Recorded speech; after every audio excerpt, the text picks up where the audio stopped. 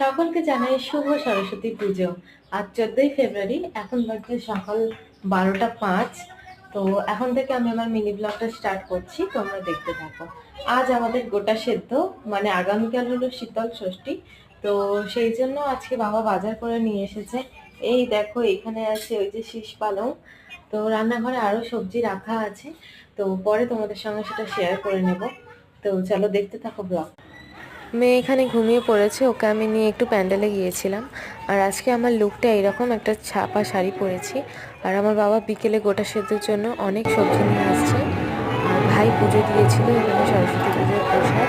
আর এটা হলো মা সকালে বাড়িতে পুজো দিয়েছিল, বাড়ির প্রসাদ। গোটা সেদ্ধ রান্না শুরু হবে বিকেল থেকে। এখন মা আর ঠাম্মি কেউই বাড়িতে নেই, ওরা গেছে একটা ছোট্ট এক্সরে করাতে, কারণ আমার ঠাকুমার শরীরটা কদিন ধরে ভীষণ অসুস্থ। তো চলো দেখা হচ্ছে নেক্সট কোনো মিনি ব্লগে। তোমরা আমার চ্যানেলটা